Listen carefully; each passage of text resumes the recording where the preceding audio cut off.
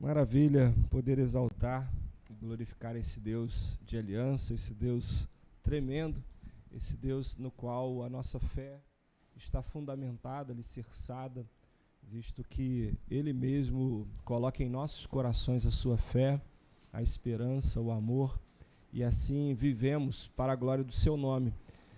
Dando continuidade à nossa série A Fé Provada, a Fé Aprovada, conforme diz Hebreus capítulo 11, versículo 6, sem fé é impossível agradar a Deus, pois quem dele se aproxima precisa crer que ele existe e que recompensa aqueles que o buscam.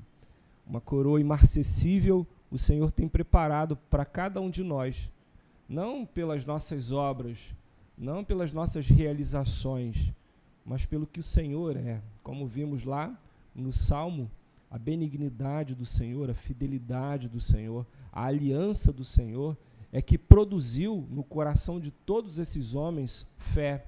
Porque embora eles fossem infiéis, embora eles tivessem cometido diversos pecados, cometeram diversos erros, o Senhor se manteve fiel à sua aliança e galardoou, recompensou aqueles que o buscaram, porque com o passar do tempo, Abraão começou de fato a crer na existência de Deus, visto que por um milagre supremo do Senhor, já numa velhice avançada, tanto dele quanto de Sara, o Senhor deu a ele o privilégio de ter um filho, no qual ele colocou o nome de Isaque, e de fato o Senhor o abençoou de maneira grandiosa. Isaque, por sua vez, casou-se com Rebeca e teve 2 filhos, e hoje eu quero falar da história de um deles, Jacó, visto que o outro, Esaú, vimos na semana passada, trouxe muita amargura aos seus pais ao escolher dentro das filhas dos gentios, das filhas das quais o Senhor os havia dito a Abraão para não tomar filhas. Ele tomou 2 mulheres para si, se casou com elas e assim trouxe amargura ao coração tanto da sua mãe Rebeca quanto do seu pai Abraão. Hoje diz assim a palavra do Senhor em Hebreus capítulo 11, versículo 21. Pela fé, Jacó, quando estava para morrer, abençoou cada um dos filhos de José e, apoiado sobre a extremidade do seu bordão, adorou. Jacó é um homem que, de fato, a sua fé foi produzida diante de muitas tormentas, de muitas lutas, de muitas dificuldades, diferente da vida do seu pai Isaque, que obedeceu ao seu pai Abraão e com isso, consequentemente, teve uma vida abençoada, e tanto que pouco se conta acerca da vida de Isaque. Se fala muito sobre a vida de Abraão, se fala muito sobre a vida de Jacó, porque ambos tiveram seus tropeços, seus erros, mas Isaque foi um homem temente ao Senhor, que obedeceu ao nosso Deus. Como temos falado, a nossa série ela se baseia no versículo 1 e 2 do capítulo 12 de Hebreus, porque a vida não é uma corrida de 100 metros, a vida é uma maratona, e um dos fatores primordiais para que a gente complete a nossa carreira, para que a gente alcance essa recompensa a nós proposta, como a palavra do Senhor nos disse, precisamos de perseverança. Precisamos perseverar. Hebreus capítulo 12, versículo 1, 2, até a parte A, nos diz assim: portanto, também nós, uma vez que estamos rodeados por tão grandes nuvens de testemunhas, livremo-nos de tudo que nos atrapalha, do pecado que nos envolve, e corramos com perseverança a corrida que nos é proposta, tendo os olhos fitos em Jesus, autor e consumador da nossa fé. Perceba que nós somos parte de uma equipe vencedora. O texto começa dizendo, portanto, também nós, uma vez que estamos rodeados por tão grandes nuvens de testemunhas. Quantas pessoas correram essa carreira da fé e tiveram êxito? Eu lembro de diversas pessoas na minha vida. Ontem, por exemplo, uma notícia muito triste chegou ao meu coração, que foi a perca de um pastor muito querido, que foi presbítero muito tempo da igreja de Itaguaí, depois pastoreou a igreja de Santa Cruz e depois foi para Patrocínio, né, onde lá desenvolveu a maior parte do seu ministério. O doutor reverendo Luiz Viana. Luiz Viana foi alguém muito, muito formidável na igreja presbiteriana de Itaguaí. Ele e Dona Irene, minha querida professora de escola dominical, né, cuidava muito da gente, produzia coisas maravilhosas, mas o pastor Luiz Viana era um homem que, durante muito tempo, ele dirigiu a escola dominical da nossa igreja. E uma das coisas que ele tinha no seu coração era que conhecêssemos a Bíblia. E ele, então, em toda escola dominical, ele fazia-nos com que diversas vezes pudéssemos ler alguns salmos e decorá-los. Outro dia tivemos um encontro dos jovens anciãos lá de Itaguaí, né, aqueles que nasceram na década de 60, 70, e estávamos falando justamente sobre ele. Aí uma das coisas que tínhamos que fazer na live que produzimos lá era lembrar de um capítulo de Salmo, ou citar um capítulo de Salmo decorado. E aí cada um foi falando um que havia decorado, e eu conheço muitos salmos e lembro de muitos salmos e sei muitos salmos de cor por conta dele.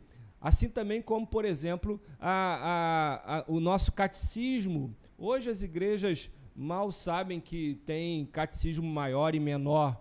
Aqueles que chegaram agora talvez nem saibam dos nossos símbolos da fé, mas eles eram evidenciados na escola dominical. Cada manhã era lido os mandamentos, tínhamos que decorar os mandamentos e falá-lo, e haviam muitos debates bíblicos, debates versículos, e o Dr. Luiz Viana era um homem que gostava muito desses desafios e desafiava a igreja a segui-lo. Durante o tempo que esteve em Santa Cruz, foi um homem que ali ele deixou um legado. Ele foi um homem que abriu diversas congregações. Se todas essas igrejas tivessem sido mantidas, essas congregações estivessem atuando hoje, Santa Cruz quase que inteiro teria uma igreja presbiteriana em cada bairro.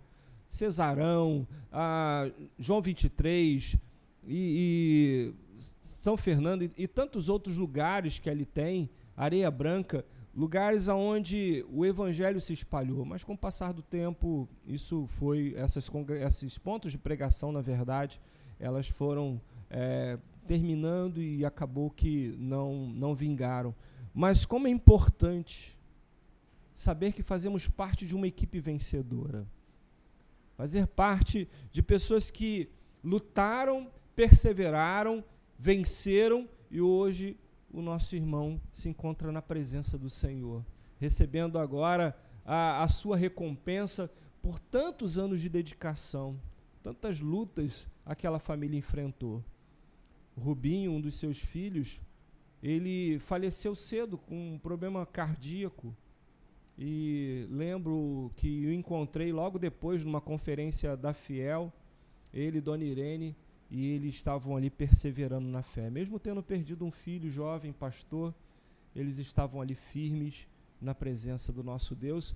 E naquela tarde que nos encontramos, naquela manhã que nos encontramos, à tarde, eles trouxeram os docinhos para o Isaac e para a Ellen, e ontem eu e a Adriana estávamos lembrando disso. Pessoas que venceram e que nos desafiam também a vencer. Ele guardou a sua carreira, completou a sua jornada. Eu ainda tenho não sei quanto tempo ainda de caminhada e preciso olhar para essa equipe vencedora. Nós fazemos e estamos rodeados por pessoas, por testemunhas que foram fiéis ao Senhor, porque o Senhor lhes era fiel, porque o Senhor lhes era benigno. O texto diz que para isso é necessário que a gente se livre de todo peso e amarras que não são essenciais.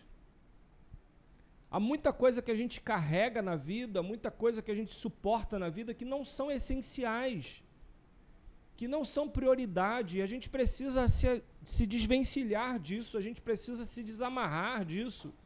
Nós somos muito presos a tradições, nós somos muito presos a situações de amargura do passado, e nós precisamos nos livrar disso. Se livre de tudo que te atrapalha. Às vezes são pessoas que a gente tem que se livrar delas, porque nos atrapalham na caminhada, não nos permitem completar a nossa fé. E quantos não precisam se mudar de regiões, mudar de lugares, para que possa perseverar na fé, visto que o ambiente onde se encontra é tóxico, o ambiente onde se encontra não o permite estar diante do Senhor. Eu, por exemplo, eu precisei me livrar dos meus muitos amigos que eram mais influências na minha vida. É duro, mas é uma realidade para que a nossa fé não esmoreça. É necessário também ser estimulado. E o maior estímulo que nós temos é Jesus. O que me faz perseverar, o que nos faz perseverar é Cristo Jesus. Cristo Jesus. Nós precisamos estar com os olhos fitos em Jesus, porque se nós olharmos para as aparências, para as circunstâncias, para a nossa própria vida, para o nosso desânimo, para as pessoas que estão ao nosso redor, nós não conseguiremos completar a nossa carreira. Diante disso, recordando o que a gente já falou, na maratona de Abraão, ela nos desafia a confiar nos caminhos de Deus, porque Deus faz tudo no seu tempo, no tempo certo e da sua forma, da forma certa. Não é no meu tempo, não é no seu tempo, não é da minha forma, não é da sua forma. É da forma de Deus e no tempo de Deus. E nós precisamos confiar. Nós precisamos confiar nesse caminho que é Jesus Cristo. Caminhar nele.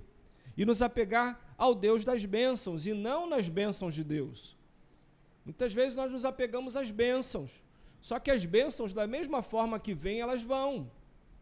As bênçãos, da mesma forma que elas chegam até nós, assim como a chuva, elas retornam aos céus, porque não nos pertencem, são bênçãos de Deus, não é a sua bênção. Nós não temos bênção, a nossa bênção é o Senhor. E Ele nos concedeu em Cristo todas as sortes de bênçãos espirituais. Então o Senhor é a nossa bênção. Quando estamos no Senhor, somos abençoados. Quando estamos longe do Senhor, nós não somos abençoados, somos amaldiçoados. É isso que a Bíblia diz. Se queremos a bênção, obedecemos. Se queremos a sua maldição, desobedecemos. Abraão aprendeu isso de forma dura, mas teve que aprender a confiar nos caminhos de Deus e se apegar nas bênçãos, no Deus das bênçãos. Por outro lado, temos Isaac, que vimos bem que a segunda decisão mais importante na jornada, a primeira é escolher o caminho, caminhar com Deus. A segunda e tão importante quanto é a primeira, é escolher com quem iremos caminhar. Isaac escolheu bem a sua parceira de maratona. Ele escolheu dentro das filhas do seu pai, seguindo as orientações do seu pai, seguindo e obedecendo também aos mandamentos de Deus. Primeiro vem os princípios, depois vem a paixão. Primeiro vem as escrituras, a palavra de Deus. Primeiro nós obedecemos, e aí a partir da obediência nós aprendemos a amar a Deus, de todo o nosso coração, de toda a nossa alma, de todo o nosso entendimento, porque é na caminhada, é no caminhar com Deus, é no dia a dia com Deus, que nós vamos experimentando da sua benignidade, da sua fidelidade, do seu amor, do seu cuidado, e a partir daí, essa experiência que vai sendo gerada no nosso coração, nos inspira a ser apaixonados por Deus, a ser apaixonado pelo caminho, e vamos vendo a nossa vida com paixão, vamos vendo o nosso ministério com paixão. Quando amamos a Deus, quando colocamos princípios de amor a Deus e ao próximo em primeiro lugar, obediência aos seus mandamentos, haja o que houver, seja a circunstância que for, você perceberá que tudo que você faz será bem sucedido. Como diz o Salmo 127. Tudo que faz é bem sucedido. Vejamos então a vida de Jacó, esse personagem emblemático, que seu nome quer dizer enganador, não é? E ele tenta passar a perna em todo mundo, passa a perna em Esaú, passa a perna no seu pai Isaac, tenta passar a perna também no seu tio Labão, e de uma certa forma ele consegue. Depois ele tenta passar a perna no próprio Deus, lutando com Deus. Essa é uma história magnífica e a gente vai passear um pouquinho por ela, começando lá em Gênesis capítulo 25, a partir do versículo 23, onde diz: 2 nações estão em seu ventre, já desde as suas entranhas 2 povos se separarão, um deles será mais forte que o outro, mas o mais velho servirá ao mais novo. Perceba que tudo demanda da soberania de Deus, tudo demanda da escolha de Deus. É Deus quem escolhe os seus eleitos. Embora o direito da primogenitura estivesse sobre Esaú, assim como Caim, que era primogênito, Deus resolveu escolher Abel e aceitou a sua oferta, diferente de Caim. Da mesma forma, Esaú e Jacó. Deus resolveu aceitar a Jacó e desprezar Esaú. E Esaú dá provas disso, de por que Deus não escolheu. Não é claro que Deus faz a sua escolha por causa da sua presciência, de saber que vamos fazer besteira ao longo da vida, porque Jacó também os fez e muito, e se fosse assim ele não escolheria nenhum dos dois. Mas o fato é de que o homem, ele nasce em pecado, e as suas escolhas, sem a direção de Deus, sem o estímulo do Espírito Santo a confiar em Deus e seguir os seus planos, seguir os seus caminhos, se basearmos apenas nas nossas escolhas, como os ímpios, como são aqueles que não fazem parte da aliança de Deus, eles sempre vão escolher caminhos tortuosos. Sempre. Quando olhamos, por exemplo, para as tribos, nós vamos ver que o reino do norte, o reino de Judá, embora teve diversos reis que foram maus, mas a sua grande parte, sua grande maioria, eram reis bons, tementes a Deus, que fizeram escolhas assertivas. Porque a bênção de Deus ficou sobre Judá, porque da tribo de Judá que viria o Redentor. Ao contrário de Israel, da tribo de Israel, as 10 tribos do sul, que eram mais.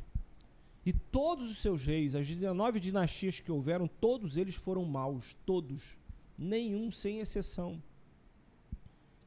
Por isso, então, nós vemos que Deus já havia feito a escolha e avisa isso a Isaque, de que das 2 nações que haveriam no seu ventre, a nação de Esaú, a nação de Jacó, a nação de Israel, a nação dos palestinos, esses 2 povos seriam muito fortes, mas o primeiro ficaria submisso ao segundo.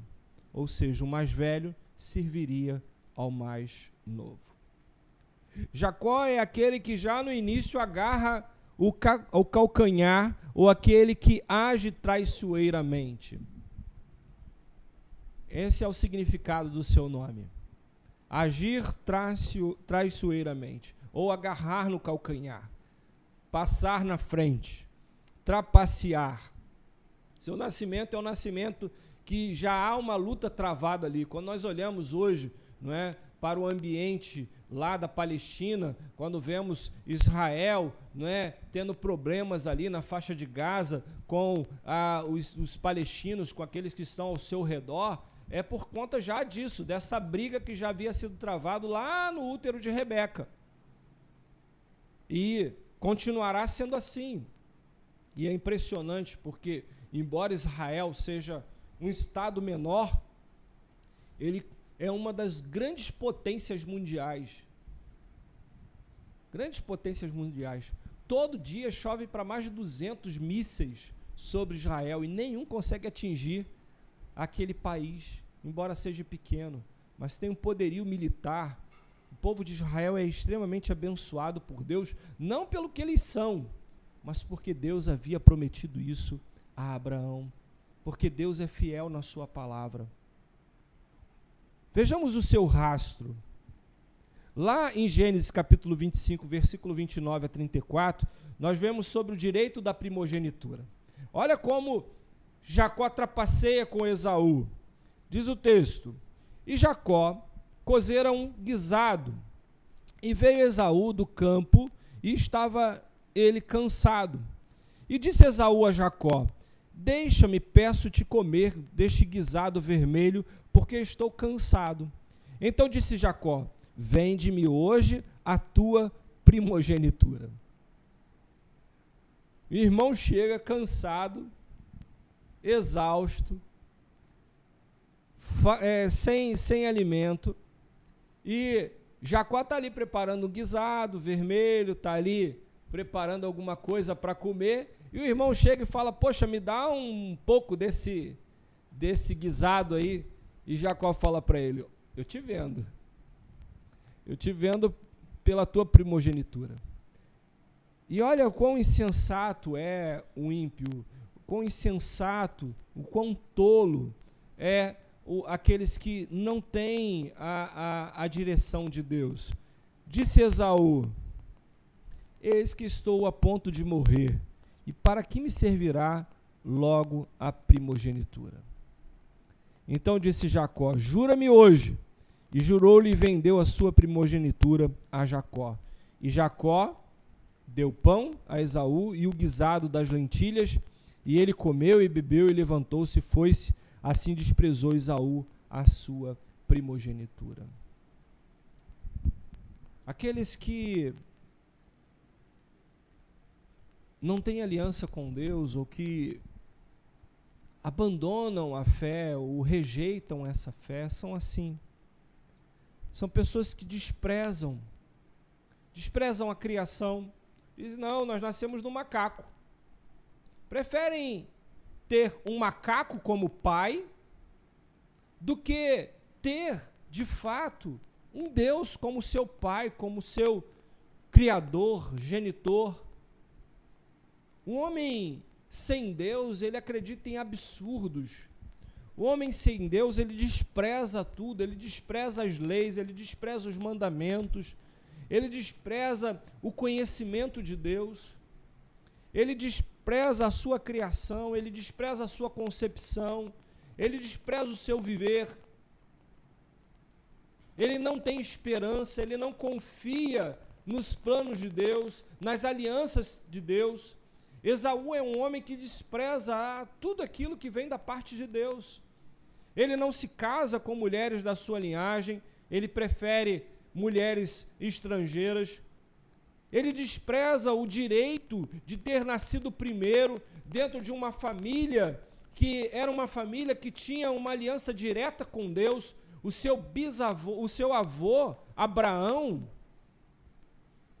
havia contado-lhe histórias, com certeza na sua infância, do quanto Deus é fiel quando permanecemos diante dele. Isaac, ele conhecia Deus, ele sabia acerca de Deus, mas ele despreza. Ele concede a Jacó o seu direito de primogenitura. Dentro do seu rastro ainda de jornada, em Gênesis 27, versículo 1 a 40, fala sobre a bênção especial de seu pai. Da mesma forma que ele usurpa a primogenitura de Esaú, ele agora também vai confundir o seu pai Isaque, fazendo com que o pai o abençoasse ao invés de abençoar Esaú. É claro que ele conta muito com a ajuda da sua mãe, que prepara lá uma caça, um cordeiro, né, do jeito que Isaac gosta.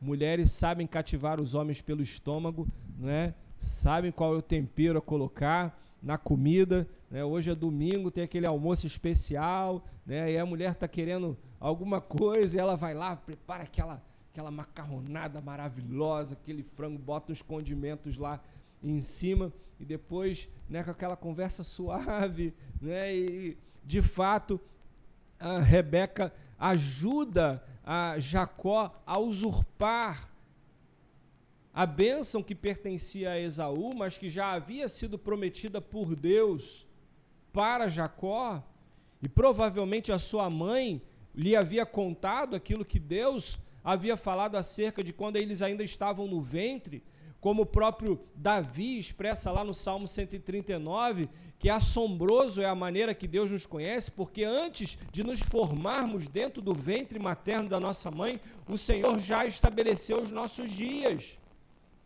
E assim foi na vida de Jacó. Só que, da mesma maneira que Abraão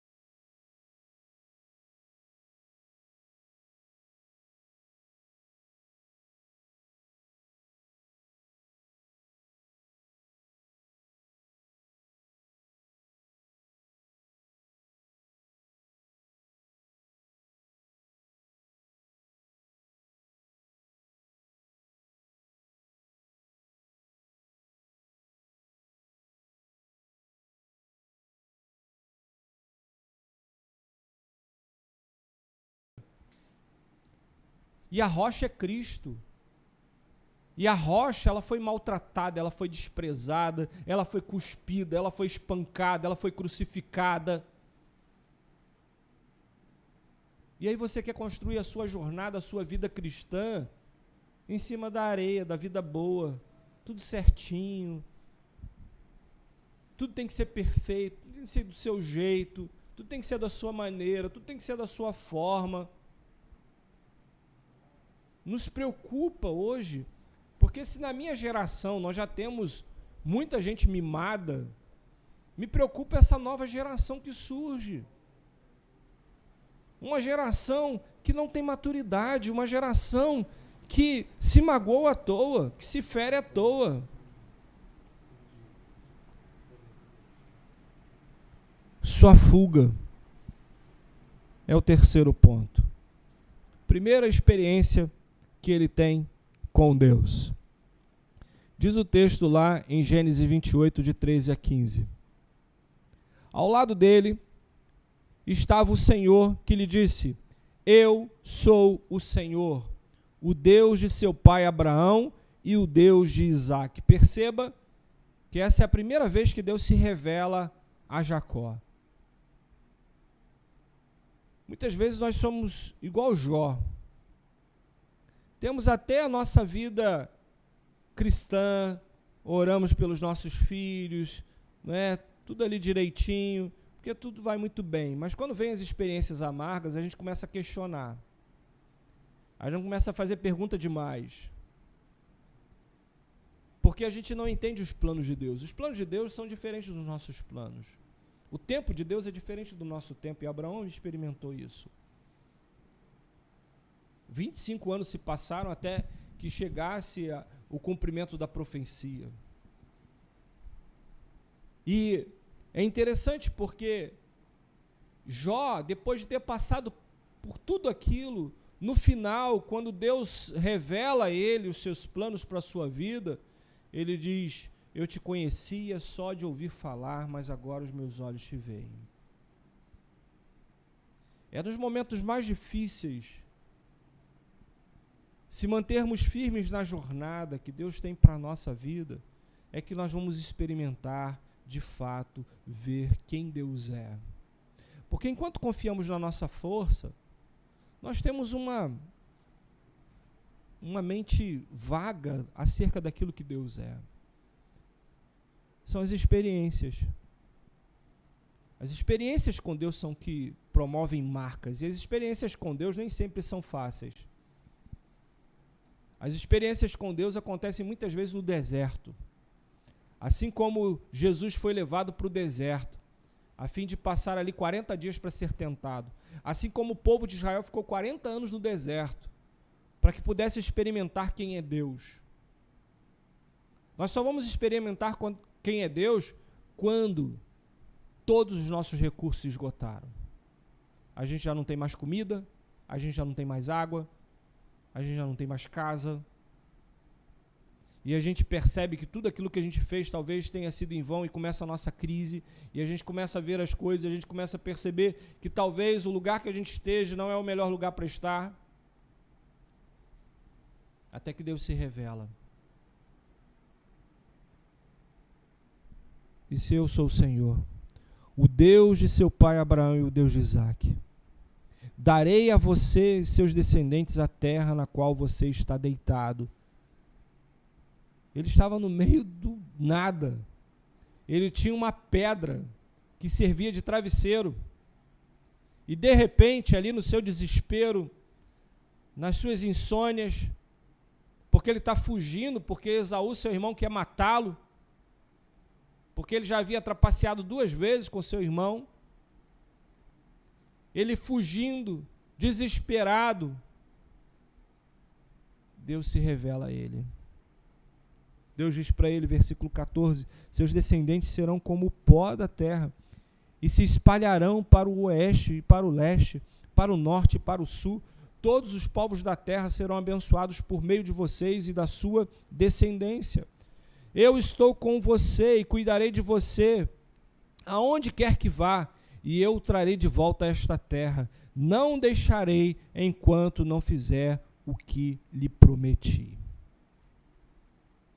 A história de Jacó não é a história de como o homem alcançou o favor e o amor de Deus.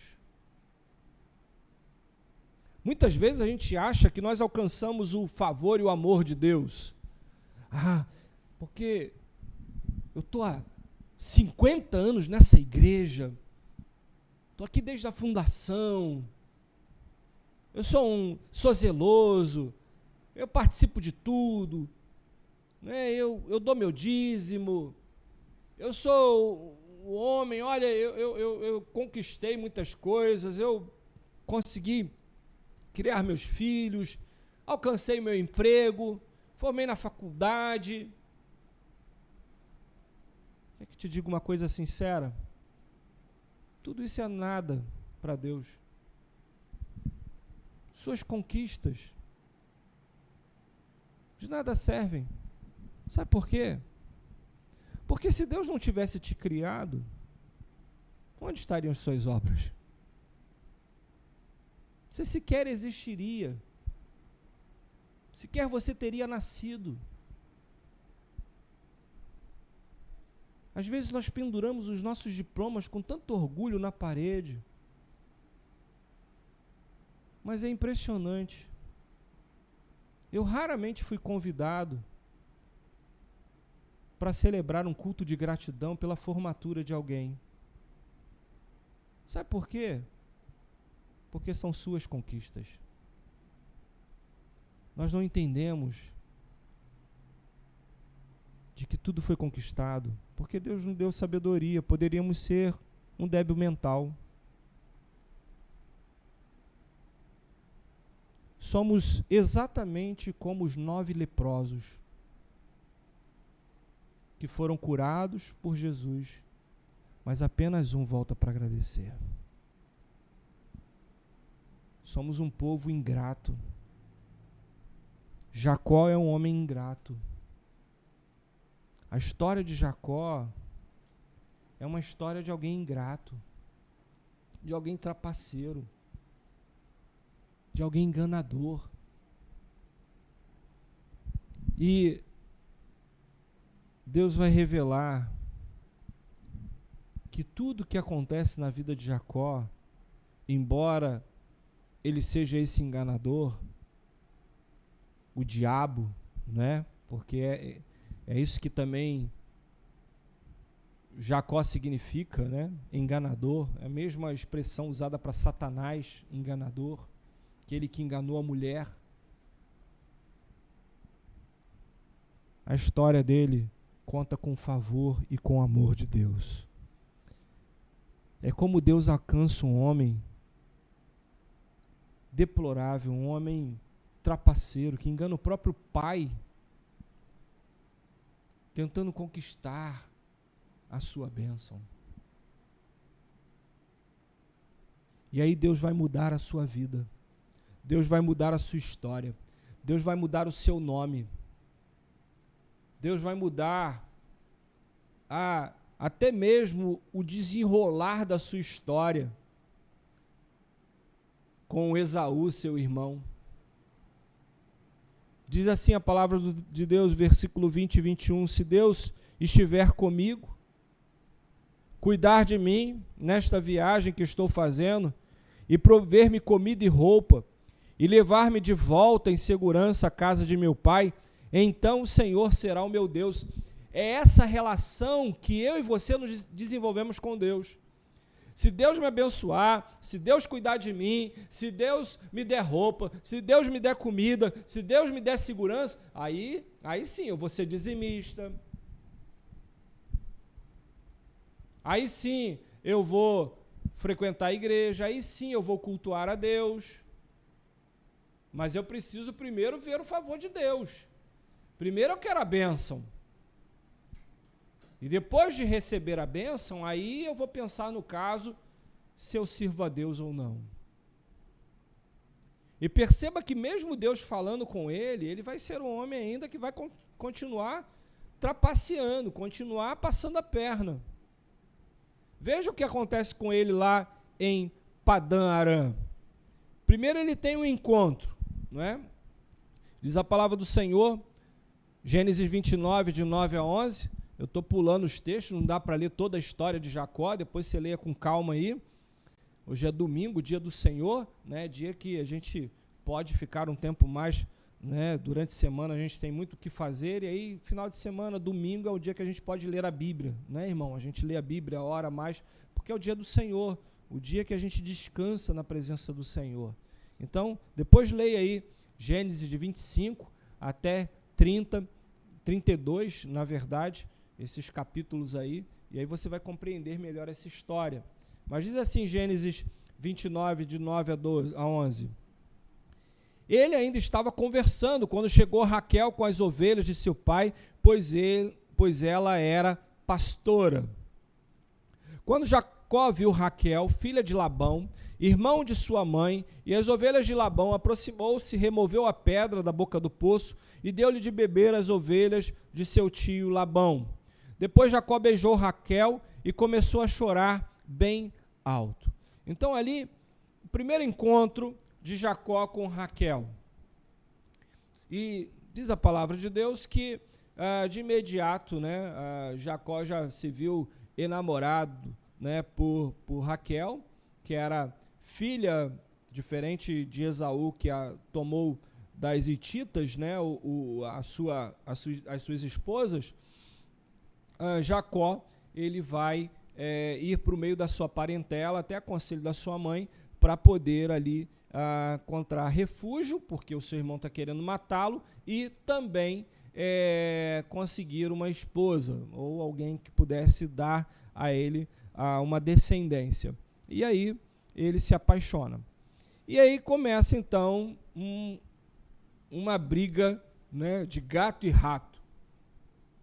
Porque Jacó vai encontrar alguém muito semelhante a ele, Labão.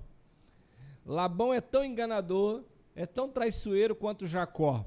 Talvez a história de Jacó já tivesse chegado nos arraiais da sua família, com certeza, né? Todo mundo já sabia quem era Jacó. Labão não era diferente. E já Labão, então, vai aprontar com ele. Disse Jacó a Labão: entregue-me a minha mulher, cumpri o prazo previsto e quero deitar-me com ela. Então, Labão havia dito que se Jacó trabalhasse 7 anos para ele, cuidando do seu rebanho, ele lhe daria ao final dos 7 anos Raquel por sua esposa. E ao final dos 7 anos, Jacó vai cobrar de Labão, então, que lhe concedesse a sua mulher.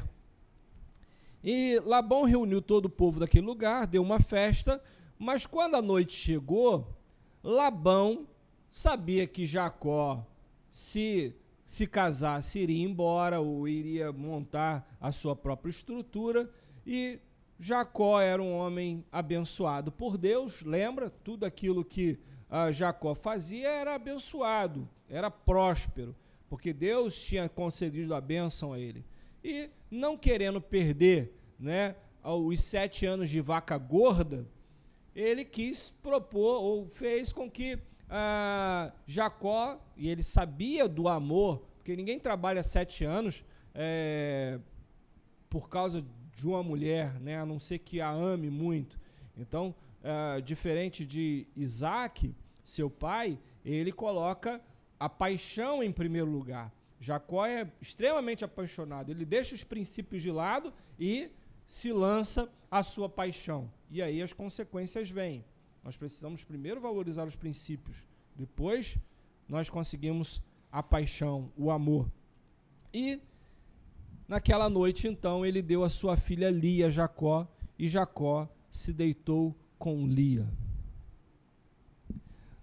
E aí você lê a história lá, porque ele vai acordar, vai ficar indignado, né? Não era a esposa que ele queria, e aí vão haver um outro acordo, mais 7 anos, porque ele vai dizer, a tradição é casar a filha mais velha primeiro.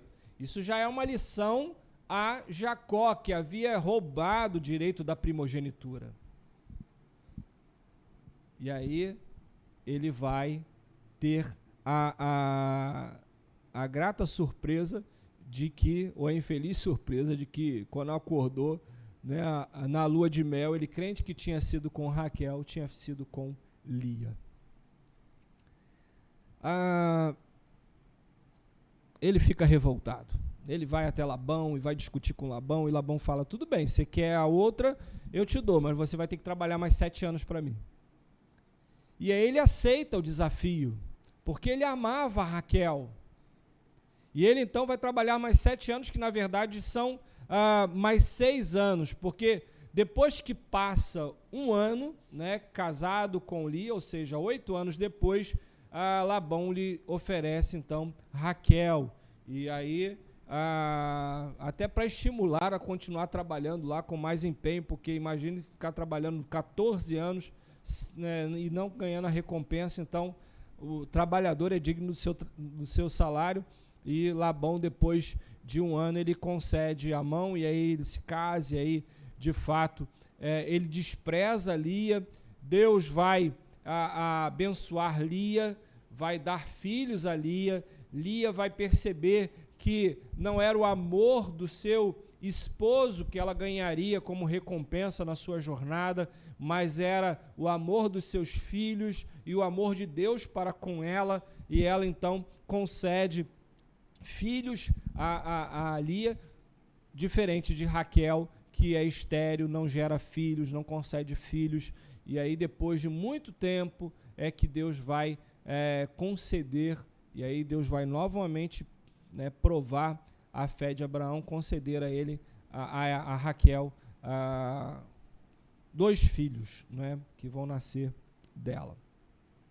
Mas depois de tudo isso, depois de toda essa experiência, Jacó começa a passar a perna no seu sogro. Mais uma vez, não aprendeu a lição, né?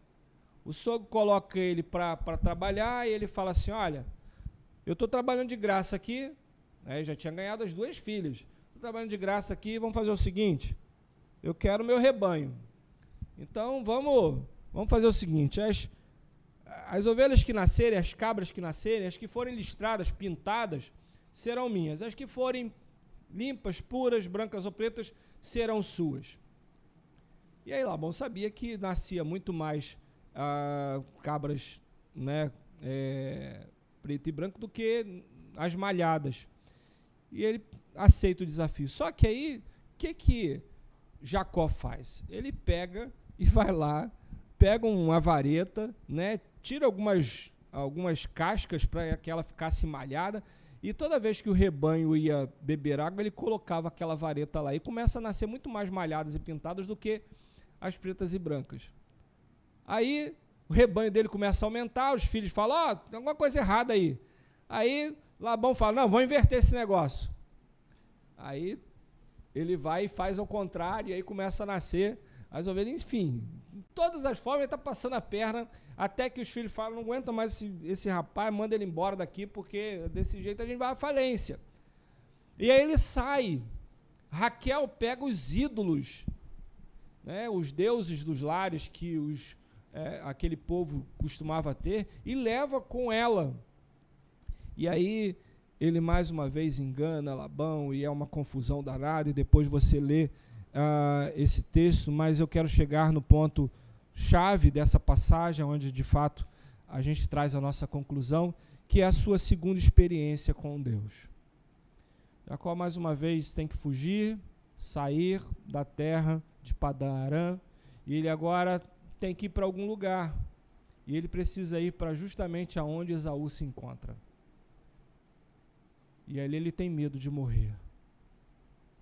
E diz a palavra de Deus em Gênesis 31, versículo 1 e 3, que Jacó, porém, ouviu falar que os filhos de Labão estavam dizendo, Jacó tomou tudo que é nosso, pai. O pai tinha e juntou toda a sua riqueza a custo do nosso pai. Jacó percebeu que a atitude de Labão para com ele já não era mais a mesma de antes, né? E Labão também percebeu que a atitude de Jacó não era mais a mesma.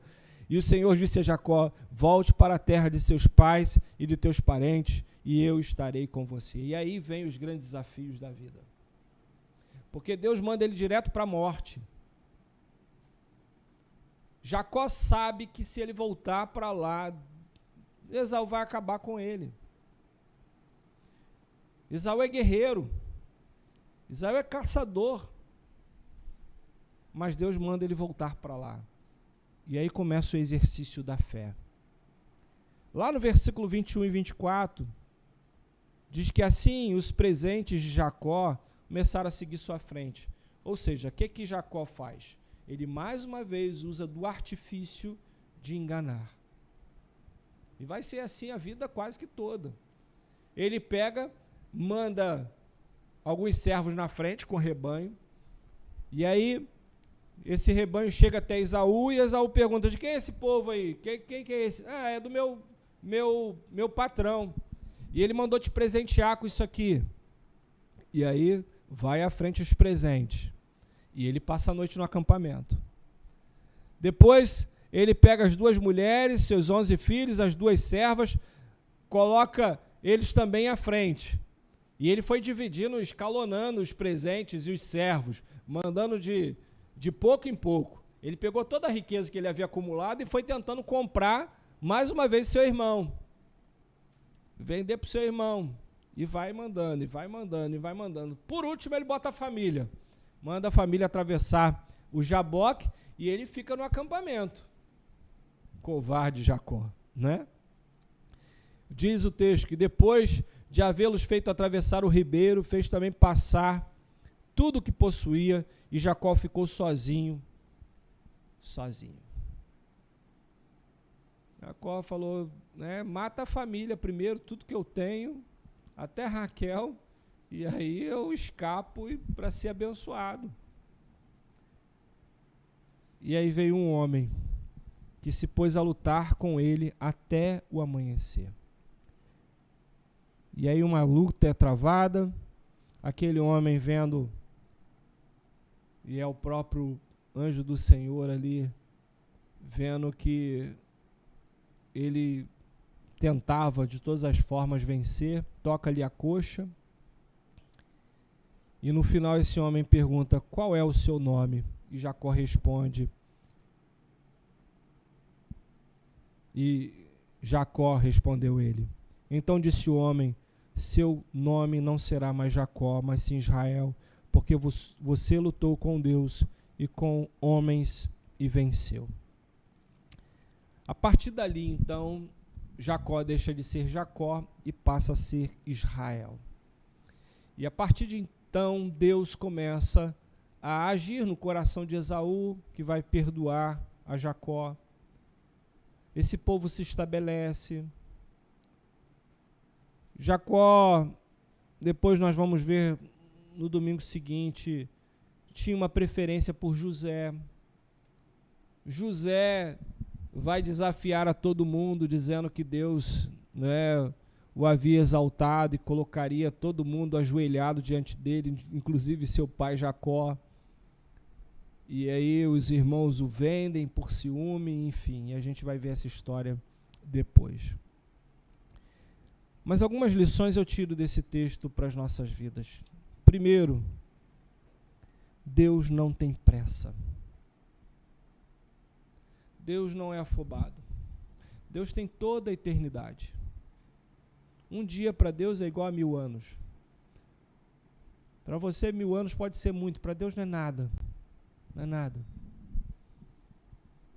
3 meses de pandemia para você pode ser muita coisa. 3 meses de igreja fechada para você pode ser muita coisa. Mas para Deus não é nada. Para Deus pode ser 40 anos. Não importa. A questão é que, de forma graciosa, Ele acolhe nossas fraquezas. É graça. Porque qualquer um teria abandonado Jacó no primeiro momento. Quando ele passou a perna no irmão, o irmão morrendo de fome, e ele se negou a conceder comida, dar comida, alimentar o seu próprio irmão, já mostra o coração desse camarada. Usurpar o direito do outro. Se olharmos para a nossa vida, queridos e amados irmãos, nós não temos nada que pedir ao Senhor. Às vezes nós vamos para a reunião de oração, né, e a gente coloca um monte de pedido, Senhor, abençoa isso, Senhor, cura, Senhor, faz isso, Senhor, faz aquilo. Deus não tem obrigação nenhuma de fazer nada pela gente. Porque nós somos maus. Nós somos fracos. Na primeira oportunidade que nós temos, nós viramos as costas para Deus. Na primeira oportunidade que a gente tem, naquilo que Deus requer de nós, no cumprimento da nossa missão, nós não fazemos. O bem que deveríamos fazer, nós não fazemos. Não fazemos. Quando fazemos, fazemos com má vontade. Mas o Senhor é gracioso. E Ele sempre vai nos conduzir em direção a Jaboque. Deus vai sempre nos colocar face a face com a morte. O ladrão da cruz, ele só se voltou para Cristo quando seu ar estava acabando. Quando ele viu, não tem mais jeito. Game over.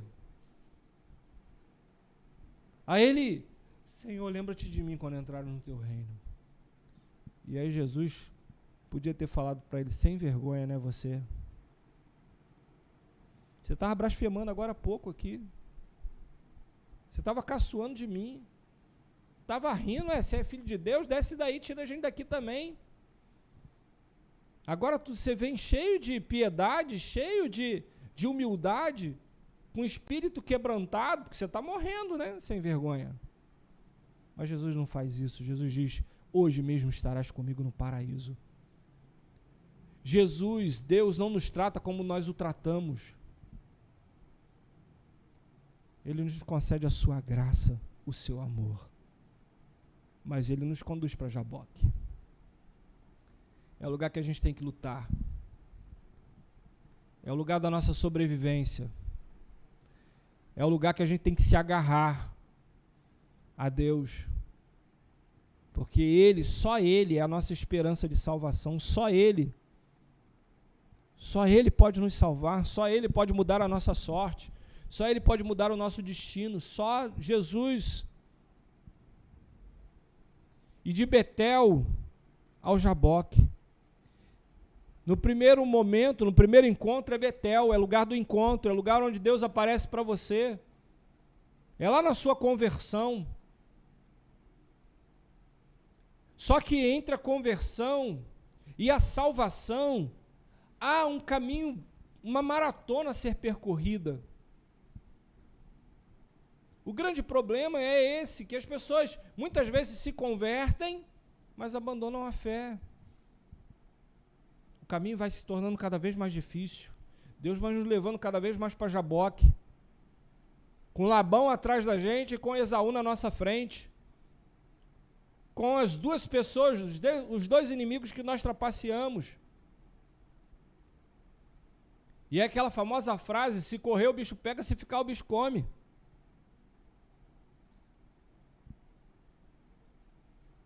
E é ali que em Betel Deus manifesta o interesse do seu amor. Deus fala, eu tenho sido misericordioso com você. O meu desejo é te amar. Mas para isso é necessário que você também me ame. De todo o seu coração, de toda a sua alma. Deus não força a porta. Deus vai fazendo com que as portas, todas as portas que você vai abrindo, sejam fracasso após fracasso. Até que Ele esteja à sua porta e bata. E aí você abre, porque a única possibilidade que ficou, é a única chance que existe. Deus, Ele não quer ser o nosso abençoador, Deus quer ser o nosso salvador. E enquanto você não precisa de salvação, você não vai precisar de um salvador. Quando os ladrões na cruz disseram assim para Jesus, Jesus, desce daí, salva-te e a nós mesmos, é porque eles não querem a cruz. Eles não querem a morte. Eles querem a salvação sem cruz. É isso que as pessoas querem. Nós queremos um evangelho fácil, tudo de mão beijada. Na nossa imaturidade espiritual, na nossa meninice, a gente quer o mundo de Peter Pan, o mundo da imortalidade, o mundo que eu vou, o mundo que eu ganho pirata, eu ganho do pirata, o mundo que tudo que eu faço dá certo. Esse é o mundo que todo mundo quer. Só que esse mundo não é aqui. O mundo de Peter Pan, o mundo das coisas certas, o mundo encantado não é aqui. Aqui é o mundo real, é o mundo do pecado, é o mundo do caos, é o mundo que jaz do maligno, é o mundo da morte, é o mundo do necrotério, é o mundo de onde covas e milhares de covas são abertas todos os dias, é o mundo que morre 1 milhão de pessoas em 3 meses. Esse é o mundo do caos, o mundo do pecado, o mundo de Satanás, e é muitas vezes nesse mundo que você confia. É nesse mundo que você quer ver as bênçãos do Senhor. É nesse mundo que você quer viver abençoado. E aí você faz pacto com Satanás. Você faz pacto com Labão, que vai passar a perna em você. Você vai ser escravo a vida toda. O mundo de Deus, o mundo do paraíso, é um mundo que depende da salvação em Cristo Jesus. É um mundo que passa pela cruz. Só aqueles que são crucificados em Cristo herdarão a vida eterna. Quando o ladrão percebe isso, que todas as suas oportunidades, que esse mundo fantástico, esse mundo da maravilha não vai acontecer enquanto ele estiver pendurado numa cruz ou vivo ali, mesmo que ele desça daquela cruz, ele seria capturado novamente e morto. Quando ele percebe que o mundo onde Jesus vai entrar, o mundo do advento, o mundo da eternidade, ele diz: lembra de mim lá, Senhor. Quando o teu reino for estabelecido, lembra-te de mim lá. Ali a conversão, ali a salvação. E para aquele ladrão entrar no paraíso de Deus, ele morreu naquela cruz também. Ele pagou pelos seus pecados também ali naquela cruz. Nesse mundo aqui nós sofreremos aflições, porque nós somos pecadores. Somos pecadores. Somos mantidos pela misericórdia e pela graça de Deus. Mas o que deveria vir sobre nós seria o machado posto à raiz. Mas o Senhor não nos trata segundo as nossas iniquidades. O Senhor não tratava Jacó segundo as suas iniquidades, porque um dia que o Senhor se encontrou com Jacó, ele o escolheu para amar, independente das circunstâncias, independente do que ele faria. Isso é graça. Deus me ama, não porque eu sou um bonzinho, não porque eu sou um esposo, não porque eu sou pastor, Ele me ama, porque Ele resolveu me amar, antes do meu nascer. E um dia Ele se encontrou comigo, e Ele me disse: eu vou te amar. E Ele me amava, mesmo quando eu estava lá, todo vomitado, todo sujo por causa do álcool, da bebida, Ele me amava. Ele se importava comigo, Ele vinha ao meu encontro, e Ele me resgata do meio da lama, da podridão, e coloca os meus pés sobre a rocha, não pelo que eu sou, mas pelo que Ele é, não pela minha benignidade, mas pela sua bondade. Essa é a razão de continuarmos trilhando e perseverando. Não é pelo que Deus pode fazer, mas pelo aquilo que Deus já fez. A gente fica esperando. Até quando? Se o Senhor fizer isso, se o Senhor fizer aquilo. Tem gente que diz assim: pastor, olha só, a gente está em obra na igreja, eu estou para receber um dinheiro aí, mas quando eu receber, pode ter certeza que eu vou te abençoar. Vai nada. Sabe por que não vai? Porque quem quer abençoar, abençoa.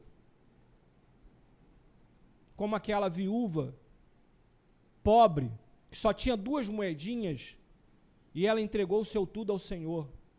Ela não ficou esperando ganhar 1 milhão, para fazer igual os outros que colocavam grandes quantias na presença de Deus. Porque estava sobrando. Deus não quer o que está sobrando de você. Ou é tudo ou é nada. O evangelho é assim. Ou você vai para a cruz e segue a Jesus, ou desiste. Não é o mundo da fantasia. Não é o mundo do faz de conta. Este é o mundo real.